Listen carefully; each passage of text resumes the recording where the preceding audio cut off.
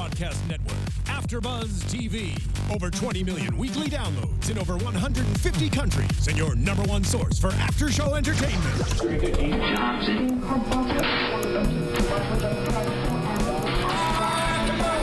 AFTERBUZZ TV, the destination for TV superfans, producing aftershows for over 300 of your favorite TV shows, interviewing celebrities and showrunners, and bringing you behind-the-scenes exclusives. All thanks to E! Entertainment's Maria Menounos, producer Kevin Undergaro, and internet leader Akamai. Now, let the buzz begin! Hello. Welcome. You're irreplaceable. We're pretty irreplaceable. This is the Killjoys after show here on AfterBuzz. If you haven't already, go to youtube.com/AfterBuzz. Hit subscribe. Go to iTunes. Hit subscribe. Go to SoundCloud. Hit subscribe. I'm your host, Yael Tygiel. You can tweet at me during the show using my Twitter handle at Yael Tygiel. That's YAELTYGIEL. Also, use the hashtag ABTV Killjoys, and you can join the conversation with me, Stephen Lemieux. Hey guys, you can follow me on Twitter at Stephen Lemieux, STPHNLEMIEUX, and tweet at us throughout the show. I'll be on Twitter. I'm in the chat result. He's in the chat roll for those who don't speak whatever he just said.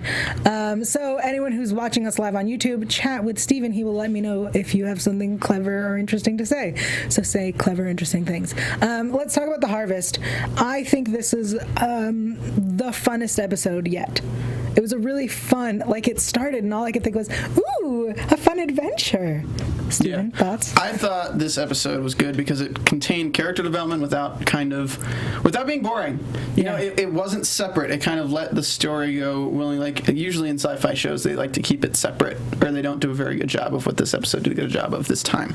Yeah, it was a really fun adventure. And we started off, let's real quick talk about Dutch's mission.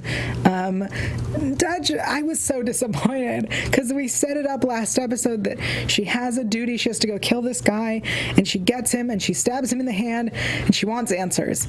And in this episode, she gives up, essentially. He doesn't know why he's supposed to die, but she's like, all right, live, run away. I know, and it's interesting because you look at people in the chat were making an interesting thing. They have no issue Dutch is both a bounty hunter and an assassin. I just want to know which side of the Dutch the show is attempting to present.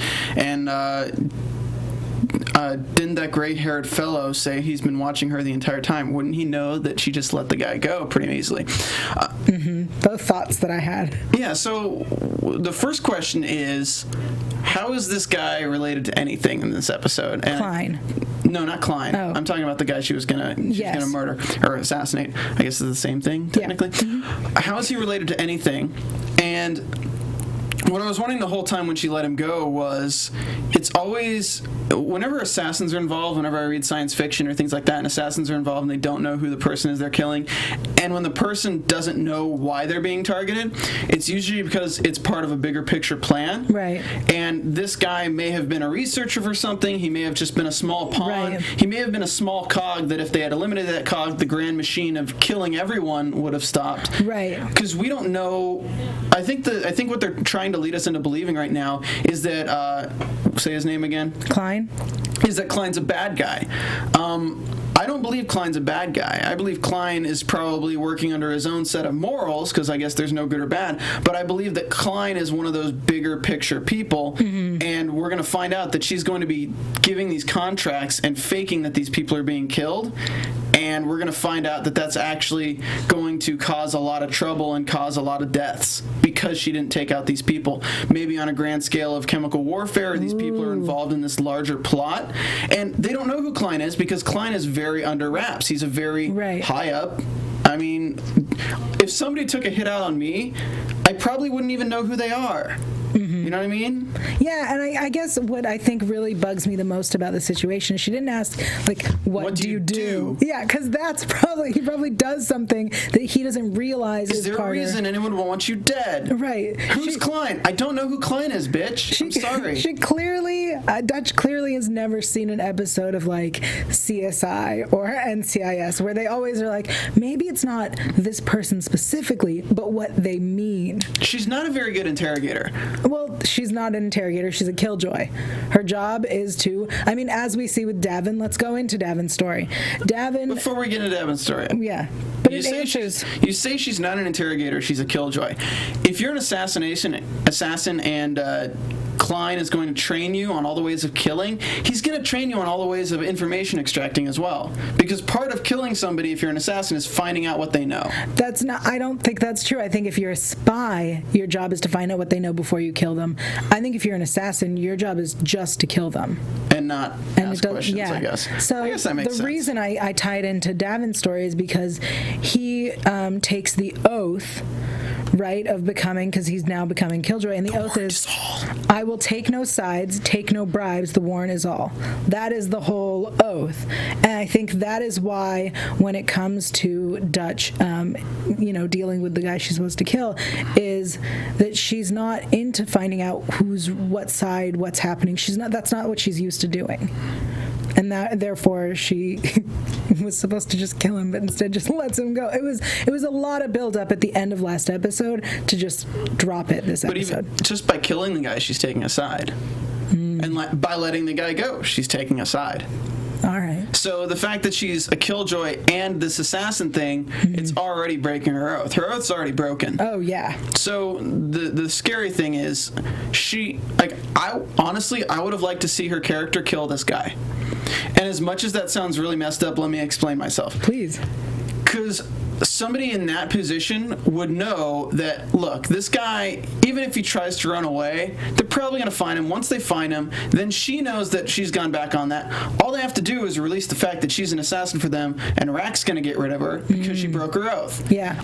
They could take her out and completely career destroy her if she doesn't kill the guy. I think the guy didn't know anything. She should have just been like, I mean, you got dealt a crap hand, and then killed him. And it would have developed her character in a way that shows a different side of her, and also at the same time shows kind of like her reluctance but necessity, because she's been doing these all her life, I'm assuming. She's been getting these red boxes. I'm sure she's killed people who are nice people or whatever before. I would have liked to see that she can actually go through with a red box and just be sad and pissed off that she didn't get the information she wanted. I agree. I think that would have been a very interesting way to go. Let's talk about Davin, who is now on his way to becoming... Davin is on his way to becoming a Killjoy. He's cleared for level 4, which is above Johnny, as long as he clears his psyche val. Saw this coming the first, last episode. Remember I said Johnny's not happy because it's got that brother complex where his brother's always better than him and everything. Right. And then he gets clear and he's automatically level 4. And it's crazy because you look at Johnny and he's been working with Dutch for 6 years and he's not even a level 4. And I love to Avin's just like, so wait, you mean you don't get to kill people? It's like, I get to kill people if I have a level 4 higher present. It's exactly what you said. Parental guidance through death. But we get a lot more of Davin's character this episode because we have this situation with our Dr. Potter. Dr. Potter. Dr. Hotter Potter. Agreed. I love the way that they meet, where he's on top of her, or she's on top of him. Either way, sounds great to me. You know what the best part of this is? You're too drunk to remember tomorrow. It was great. It was beautiful. There you go. So, all right. So we find out that she can give him, she can clear his psyche val. Can I just ask you, is that how they spelled it in the closed captioning? Pawter? That is what is spelled on IMDb. That's Potter. Can they not just spell a damn name? No. In the future, nobody will have purely phonetically spelled names instead of common sense. Dutch is spelt and Johnny is spelt normal. But what about to Avin? What was her name last episode? What? Who? Rio. Oh, Rio. R.I.P. But yeah. And Potter. P-A-W-T-E-R. P-A-U-G-H-T-E-R. Powder. All right. So she gives him a little bit of an exam, and he asks her for capazanol because it helps him sleep, which we later find out capazanol is this super strong neurological medicine. Right. And we find out that he he was prescribed it by a doctor when he was still in the military, and that we don't know. He has no idea why or how or anything. I thought it was interesting that he says it's a doctor I'm looking for, and immediately she assumes it's a she. Well, he also said earlier that it was a she. Did he? He said it last episode that he was a she. I know, but not to the doctor. Oh, not to Potter. Potter automatically assumed it was a girl. Maybe in the future, all doctors are female. Maybe. I like it. I like it a lot. Hello, nurse. Yeah. So the deal that Potter makes is if he gets her a ride to Leith, then she will sign off on his psych eval. So they go to Leith and they go with Dutch and Johnny. They don't go to Leith. They go to Harvest. No, Harvest is happening on Leith. Leith is the planet. Or the moon. Okay. They're on the moon of Leith. Oh, I didn't know she actually rode on Lucy with them. She did. Oh, she did? Yeah. Okay. That's how they got there. Okay, yeah, that's why he held up his end of the... Okay, sorry. I must have...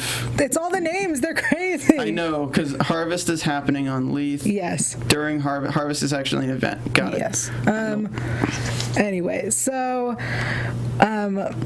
they go to Leith, and we'll talk about the Johnny Dutch story in a bit, but so they go and she goes to this herbalist where she needs this medication to help people, and we find out this really great kind of a sob story-ish that she came to Westerly to help people, and that people needed more. They lined up, and so she stayed. And then we later find out that Davin does his research, and that's not the story. She's been banished from Kresh. That's where she's from, and she was banished. Any theories on why it is that the doctor was banished? Well, if there's anything that clues us into her personality, the fact that she stabbed a woman with a needle and said that she was infected to get what she wanted. I know, I really like her. I would say that she was probably banished for saying she could cure something to get something and then not curing it. Oh, interesting. I don't know. She seems like the person who gets in bad situations. She seems like the person who puts herself in bad situations on purpose. I mean, that's what she did with this herbalist, right? She kind of blackmails her into giving her the meds, and then, luckily she's got Dav in there to get the gun. And then we see that she kind of tests Davin because she's got a theory about his diagnosis, and so she puts him where there are fireworks, and she's like, no, let's just wait and see what happens. Oh, you have PTSD? Let's go watch some fireworks. Yeah. Oh, I'm just going to trigger your PTSD. That's going to be fun for me. Hey, I mean, might as well, right? It's just, sometimes it's a fun thing to do. I mean, I just can't imagine if I was a doctor being like, I have a theory. I'm going to test this out. Well, you like how they did it? This was scheduled right around 4th of July. So you have Harvest, which is their celebratory festival of the harvest. And so her character is pretty interesting. She decides to give him the psych eval in the end and clears him for duty. But we learned that she basically says, her original evaluation where she says it and they get in kind of a tiff is where she's like, he's very extreme acts of violence, loses himself to violence, and cannot discern between civilians and enemies. Yeah, he has stress response syndrome, which is what PTSD will eventually be called, it seems. Yes, I guess stress response syndrome. What is that? That's SRS? SRS. He's serious. He is serious. He's serious. Guys, this is serious. Well, so she makes, she signs off on his evaluation, which is fair because, fair is fair. But she convinces him kind of to get help. And he says, I'm only going to get treatment if it's with you. Right? So he trusts her, which is very interesting. And I feel like the love triangle we were concerned about before with Davin, John, and Dutch is going to transfer to a love triangle. That's my theory, with Potter, Dutch, and Davin. I think might be interesting. You think Judge is going to go for Davin? I think we're set that that's where it's going. I feel like that's where the show is intentionally trying to take us. But I think, especially when Potter says you have to ask for if I can get on Lucy because, Dutch doesn't like me. I think that's going to play out. I think that's going to be a thing. I think it might be too. Just a shout out to our live viewers right now. Something's going on with YouTube right now where the streaming is being a little interrupted. We're going to stream this out as if it's live a little later tonight. Just a shout out to our engineer in the booth. Hey, James. So don't worry that I just turned the stream off. We're just going to continue the show as normal. It's going to be all right, okay? All right, cool. All right, so before we move on to the main mission, we should probably talk about some iTunes. We got to talk about iTunes, guys. This is a huge deal. Thank you so much to everybody who listens and tunes in, to everyone who's in the chat roll, to everyone who listens on iTunes or watches on YouTube or streams on SoundCloud or watches live on the site. However you join us, we super appreciate it. We also really appreciate the tweets.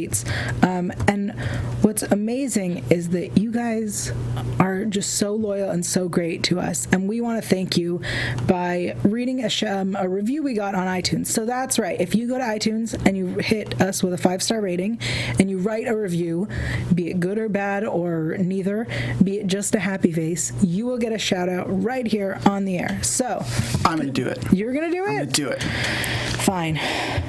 Shout out to Lana Weiss. Great to see you hosts again. I know it's not D'Avin's fault, but I'm annoyed at how he effortlessly stomped all over John's place as a Killjoy. Got a higher rank right off the bat. I can't fault John for wanting to prove himself on a mission alone with Dutch before D'Avin joined permanently. Got more chances to overshadow him. I'm glad John was able to prove himself and get a new ear. He's hot, but not hot enough to excuse a ragged hole where his ear should be. This is a great review. Appreciate it. I'm glad that somebody reviewed after watching the after show and then after watching this episode. Yeah. It's kind of cool to hear about this episode. A lot of questions in the chat were about, hey guys, do you think they're going to keep him with his ear cut off? I'm going to tell you this right now. There's a lot of things with Walking Dead that are similar where they use practical effects, and the reason that the characters don't exactly last long is because it's very expensive to provide the makeup for that, to maybe have somebody have a missing limb for an extended period of time. They just try not to write themselves into a corner with that. So his ear is going to be attached. His ear will be attached. Yeah, we're pretty much set on that, I think. Totes. I think it, in fact, will not be mentioned ever again. That's what I think. Not. I feel like that's one of those things that, like, now that it's fixed, they'll never talk about the fact that he did this. Well, they do more world building in this episode as well with when the doctor stitches up his face pretty easily. Right. It's kind of just to show the level of what the medical facilities can actually do in this day and age for people. So when you see somebody completely erase like a slice on somebody's face, it's not too far-fetched to think that, they can reattach an ear pretty easily. Right. It still doesn't mean it's not going to hurt like a bitch. Oh, yeah. That's why he got drunk. But when you have a lightsaber butter knife and you cut your ear off when you're really wasted, punch drunk in love, I mean, you take the consequences of chopping your own ear off. Yeah. I will say it was really disgusting to see the hole in his head and the hole in the girl's head. Let's talk about the girl. Let's get to the girl. She really talked his ear off. Okay, so we'll get there.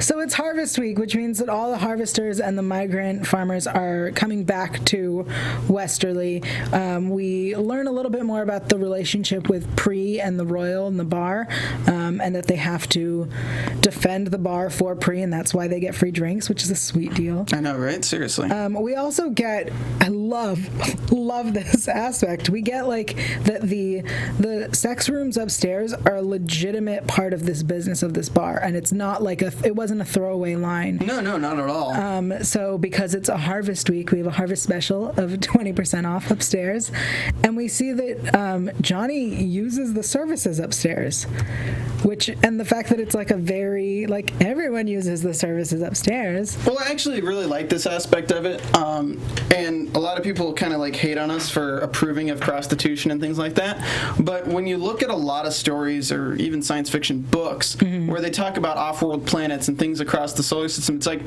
you go back to the times when like the railroads were being built and like the people were expanding and colonizing new places. There's a lot of guys who are doing a lot of hard work, like manual labor kind of stuff, and if they're not working or having sex, they're fighting. So what the government actually did was they actually set up situations where people could have these brothels in these houses and actually gave funding to them to prevent them from having free time where they just fight. Because people end up dead when guys are not working or having sex.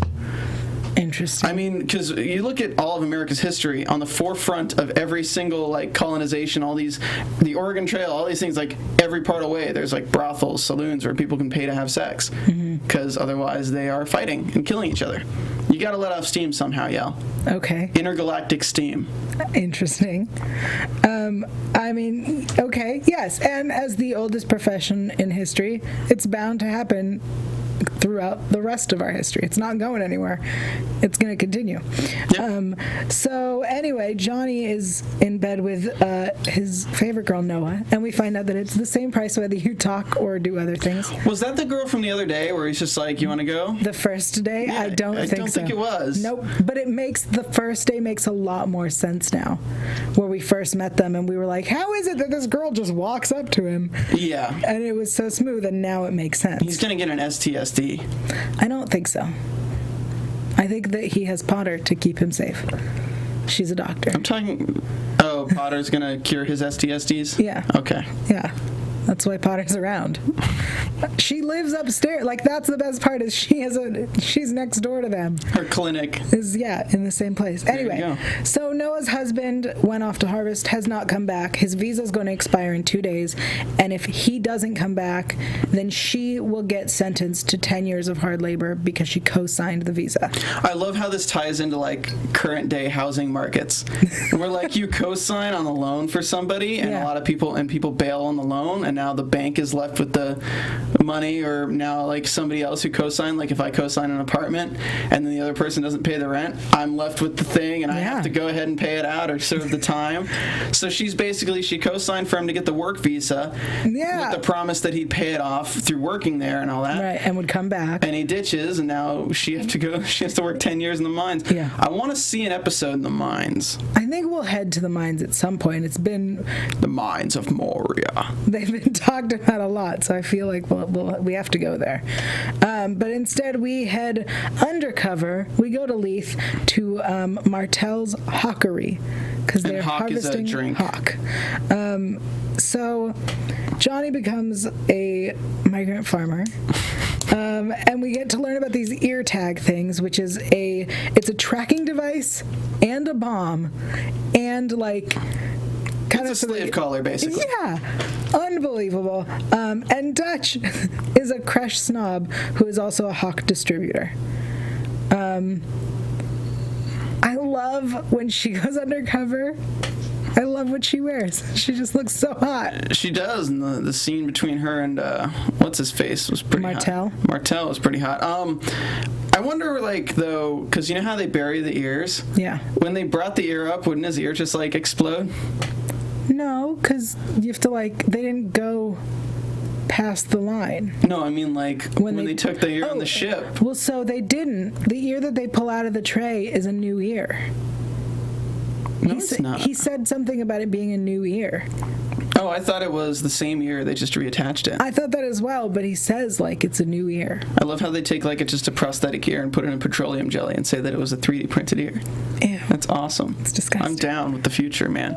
I'm grossed out. You know, I like the creativity in that, like, okay, so we have a future space story. Yeah. And our budget is this much. How do we make this still futuristic and still a space story, but not spend our whole budget? Let's film it on a farm and make space alcohol. They're on a space plantation, a space station. Space station. Oh, yeah. That just sounds like space station. Shut up. Anyway, so we're looking for Victor, and because we have these ear tracking devices, we find out, or not Victor, Vincent, sorry.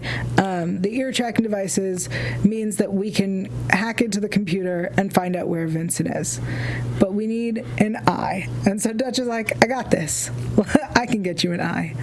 And then she seduces Martell after this sexy drink talk about her taste. And we're learning so much more about her every episode, that she can tell you she's got a very, very delicate palate, but she also can kick your ass.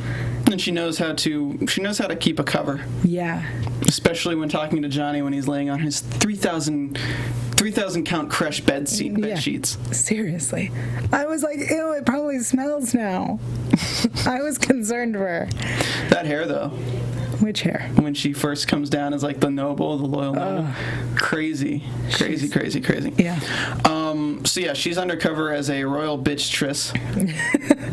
Pretty much. He calls her that, and seduces this guy, and he's like, I know no like royal person to have these scars, and she just rolls with it and is like, yeah, because we get to get freaky on Crash. And she tries a Crashy two-hander.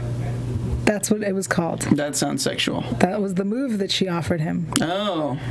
She's like, have you ever tried a Crashy two-hander? I thought it was the Vulcan death grip. Well, I mean, then it turned out to be that. Anyway, so she knocks him out, uses his eye, and gets the tracking stuff sent to her phone. She tracks Vincent's ear. And finds it buried in the soil. Guys, if you're trying to grow ear trees, it's not the way to do it. You can't do it in soil. It needs to be in a genetic lab.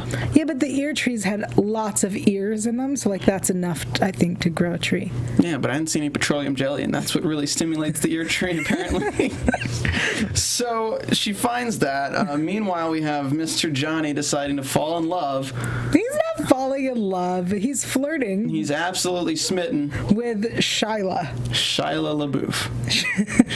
Yes. Shia the earless. And so, anyway, we find out that Shia is very much involved with everything. Johnny approaches her. So I love the scene where we have Johnny and Dutch talking about the ears, and him figuring out that he knows what he needs to do, and Dutch being like, no, I have to protect you. I'm going to call Davin.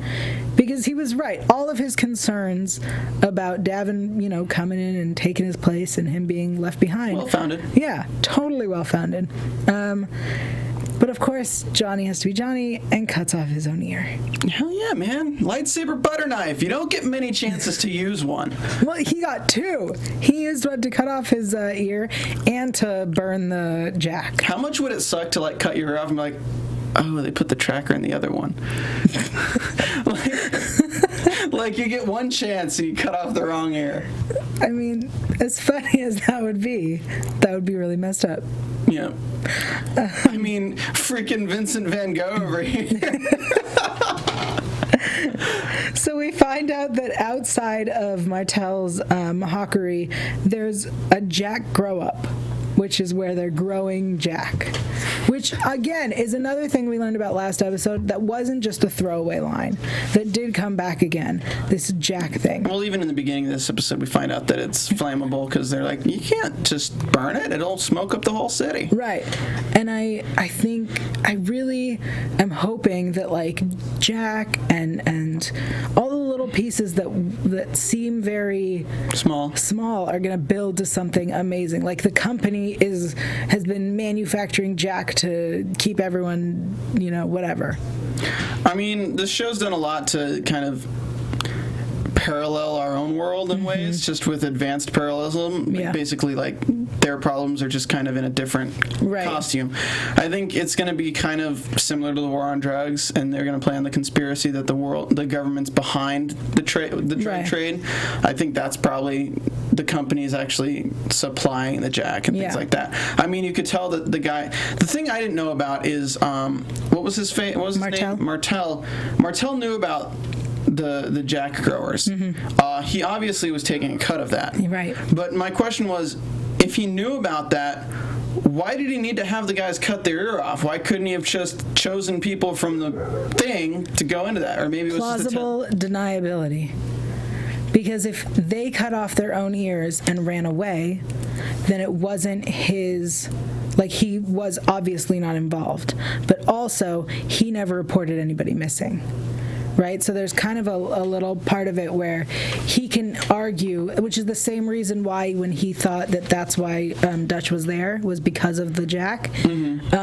He called in the authorities and was like, turns out there's a Jack grow up. You should come take care of this. I like his character, and I think he's coming back. You think he's coming back? Definitely coming back. I think we're going to see like a high-class event where Dutch has to go undercover like as a noble again, and he's going to be attending it. Ooh. And the reason being is, as much as she like punched him in the face and stuff, it doesn't seem like it's really bad blood. Like, as much as like the situation called for that, right? That was because of his interpretation of him thinking that she was going to bust him. Right. Once it's come about that she's not busting him, he doesn't really have a reason to really hate her. So I feel like if they met again, it wouldn't be really under hostile circumstances. Interesting. Because even with that guy that they turned in the first episode, I feel like they can bring him back, and it could be kind of an interesting thing because he offered Johnny a job. Right. Like, I feel like they're doing a great job of introducing these characters that you know a little bit about, but you don't know too much about, that they could expand on the characters later if they needed to. Unlike Sleepy Hollow, where they kill every character they introduce to you, they're actually leaving them out in the open, but wrapping up their storyline for that episode. Yeah, I think you're right. I think they definitely have opened the doors, and they've made it very possible for all these characters to come back. And I do agree that if they do bring back Martell, it will be in a fancy occasion, and I think it will mess with the mojo because she's going to be undercover again. Yeah, and I think he'll die. You think he'll die if he comes back? If they bring him back, he's going to die. Way to get into predictions. They're not going to give him They're not going to give him more than 2 episodes. Maybe if we talk about him more. But what I'm thinking is there's just too much. There's too much opportunity for a scene where she's tied up and him say like the tables are turned or something like that, and then he breaks her out of a bad situation, and then he dies trying to escape. Interesting. Like, that's like, when I look at writing, like, that is something that I could see definitely happening in this season. It is possible. Sorry, kind of in predictions territory. Whoa, predictions. All right, well, just wrapping up this story, we find out that he has called the authorities. The defoliation ships are on their way, so now it's a rush against time. Johnny is over with the grow-up. Vincent doesn't know him. Vincent's going to have Shyla put him down. And Johnny, being not weak, is an awesome kick-ass guy, captures everybody. He throws the lightsaber butter knife into the Jack to light it up. Right, smoke everywhere, gets all the people, gets Vincent down, tells Vincent that he can stay and fight with Shyla, she's set on staying and fighting, or he can come back. And Vincent, being the wuss that he is like, get me the F out of here. I don't think he's being a wuss at all. I'm like, hey, there are ships coming. We've got a few guns, and they're basically just dropping chemicals on everything. Yeah, but Vincent is a douchebag. Well, I'm not saying that. But if I was in his shoes, you would God also forbid, be a douchebag? I'd get the hell out of there. I'd be like, what the hell are you guys doing? Like, you're all gonna die, and I'm out. Well, he gets on the ship. We bring him home. We find out that Shyla, and it's great because lesser people would have taken more time on that scene with Johnny and Shyla. It would have been like, come on, we have to go. Like, no, I'm gonna fight, blah, blah, blah. It's like, no, you have to go, blah, blah, blah. Like, he didn't even try to convince her. He was like, you know what? You're way too hot to not be crazy. Bye. And he leaves her. I like your interpretation.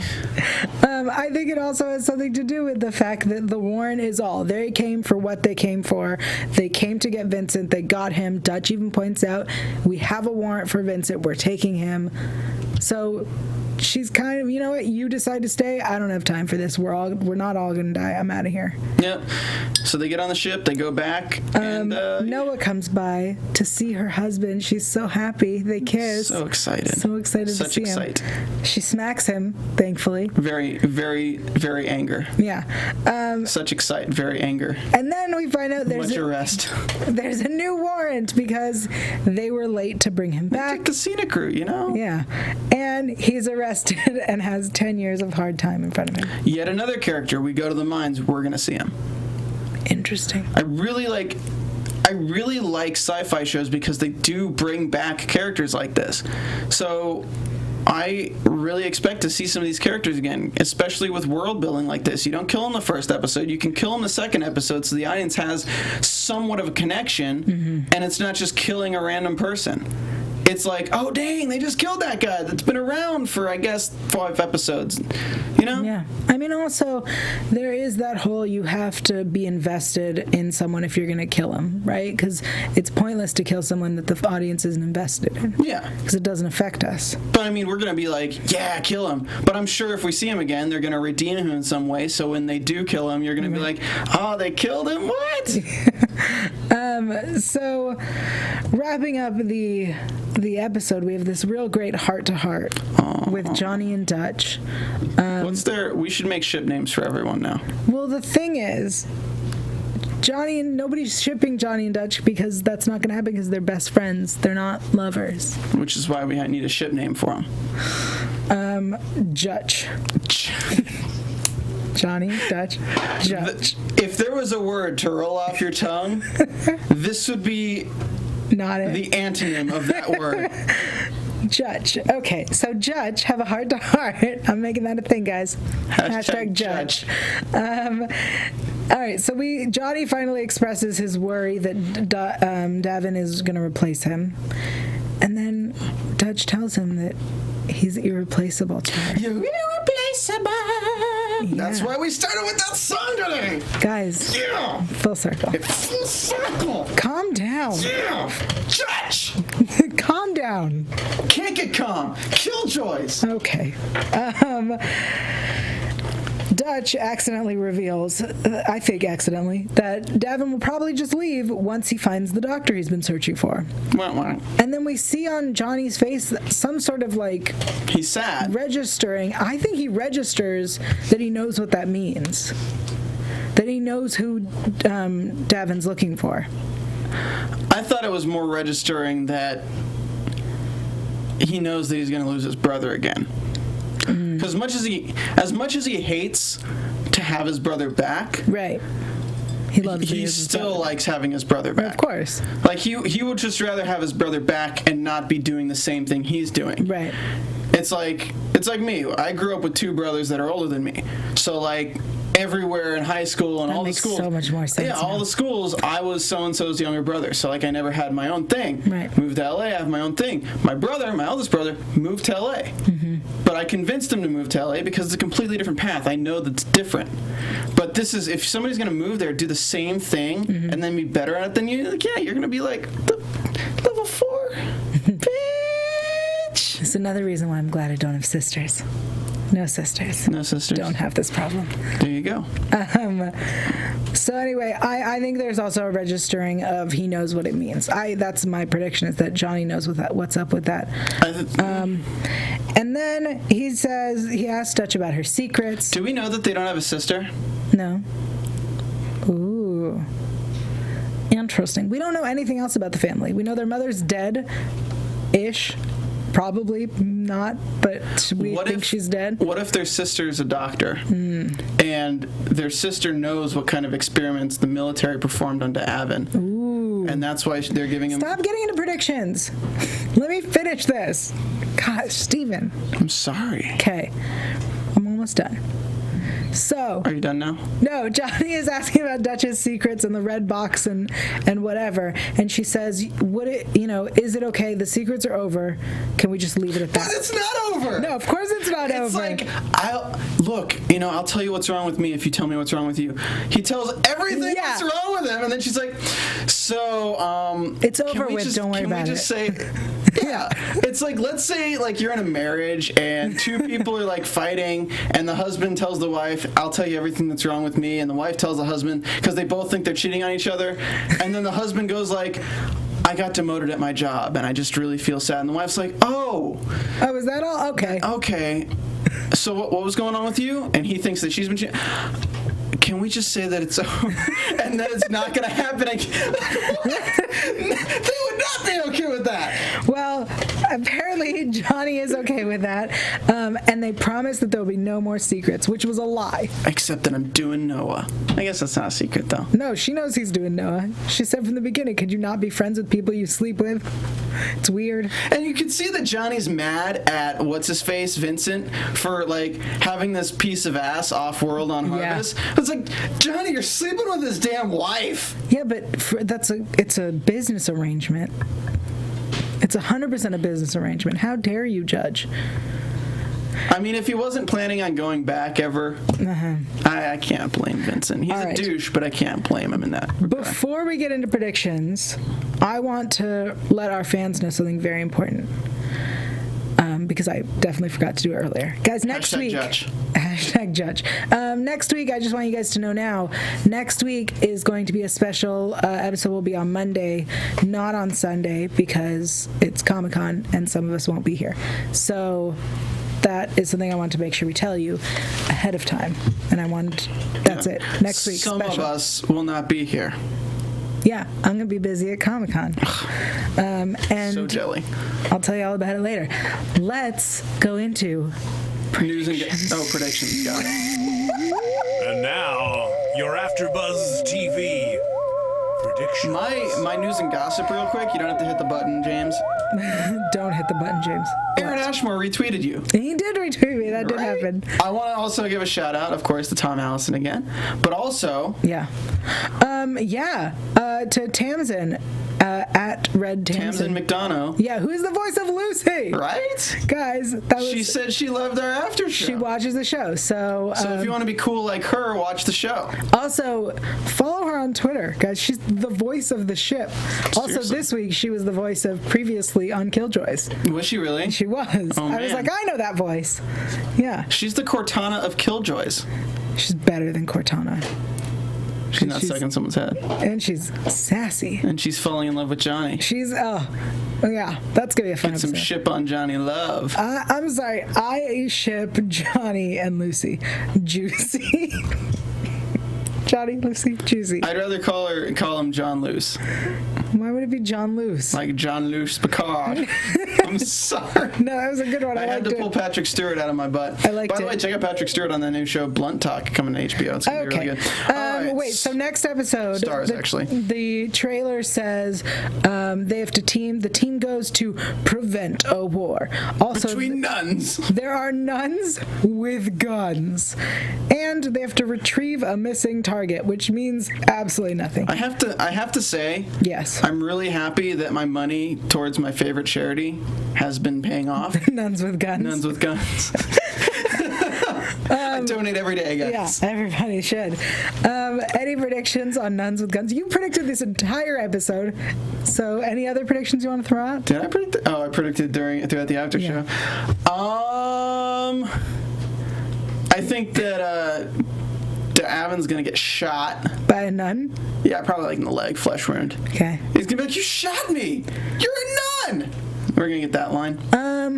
I think somebody's gonna make a dirty joke towards the nuns about like sleeping with the nuns.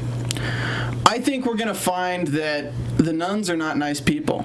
I think it's going to be kind of played up like the nuns are the nice guys and everything, and they're going to help the nuns. And then the nuns. Then at the very end, we're going to get kind of a clip of the nuns being a part of a bigger plan, and they're bad guys. I think that if that is the way the episode goes, a lot of fans will tweet at you that you spoiled the episode. That's what I think. That's a prediction that I have about what will happen. I think they only sent out 2 or 3 screeners.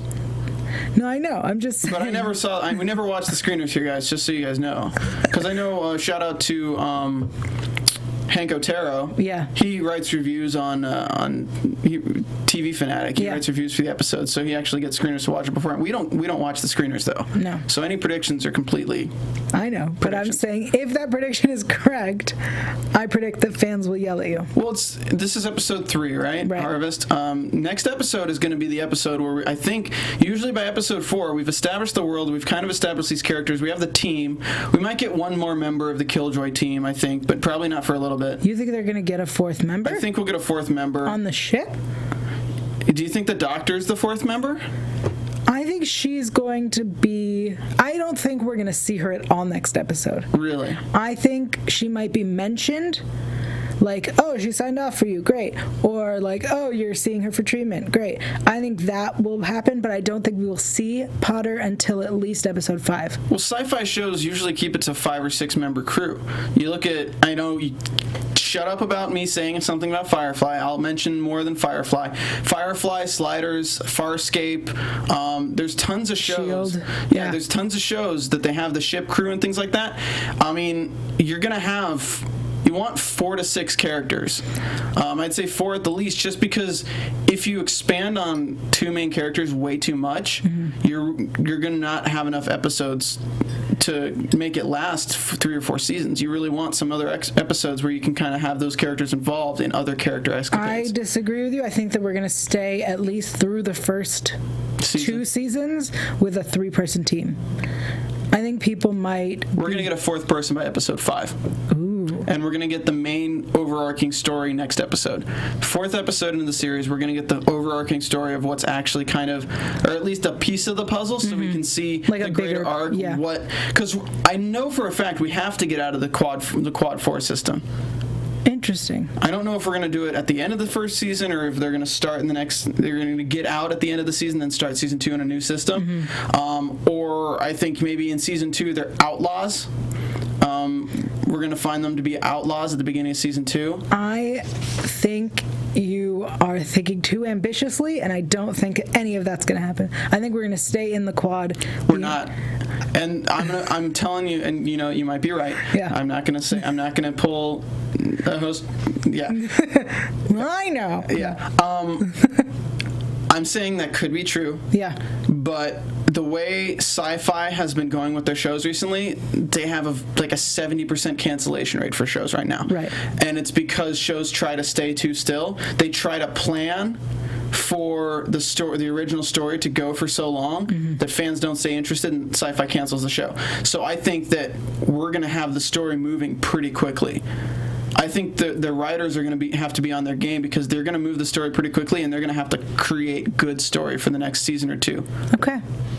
Interesting. But it makes me excited because when they're forced under pressure like that, we get good television. Oh, yeah. And I just hope the writers' room is strong enough to stay together and kind of stay cohesive because the worst thing you can do is replace a writers' room halfway through a season. Well, I'll tell you this. So far, we're 3 episodes in, and I've loved every episode. So I think these writers work really well together. They've been decisively better and better each episode. I think they're doing great, and I cannot wait to see the next episode. I just want a big baddie. I really want like a really high stakes something's going on. Right.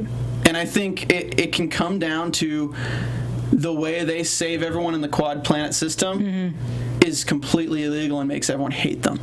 Interesting. I mean, I think you're right, though, for sure that we'll find out a giant piece of the puzzle, especially when, you know, in the promo it says that they need to prevent a war. I think that it's the war that we've been waiting for.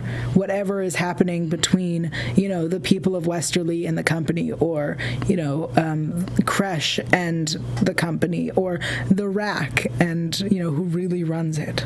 I think that's something I'm very excited for next episode. On that note, any final predictions? Perhaps the company is run by aliens because nobody else would kind of think of a name like the company. That actually is really funny. We've intercepted the definition of words. We are going to call ourselves the company. Genius. I predict next week we will be back on a Monday and we will have Zach Wilson here with us. Stephen, why don't you tell the people where they can find you on Twitter? Hi, guys. You can find me on Twitter at Stephen Lemieux, StephenLemieux, and doing the Graceland After Show Thursday nights. That's when it airs. As well as coming up, we got The Strain in a week. Yay! You can find me online at Yael.tv. You'll find there all the interviews live from Comic-Con as they're happening, so stick around Yael TV. Also Twitter, Instagram, Facebook, YouTube, Google+, at Yael Tygiel. That's YAELTYGIEL, and we'll see you next week, Monday, right here for more Killjoys. Remember, you're irreplaceable. Bye, guys. From executive producers Maria Menounos, Kevin Undergaro, Phil Svitek, and the entire AfterBuzz TV staff, we would like to thank you for listening to the AfterBuzz TV network. To watch or listen to other after shows and post comments or questions, be sure to visit AfterBuzzTV.com. I'm Sir Richard Wentworth, and this has been a presentation of AfterBuzz TV. The warrant is all. The views expressed herein are those of the hosts only, do not necessarily reflect the views of AfterBuzz TV or its owners or principals.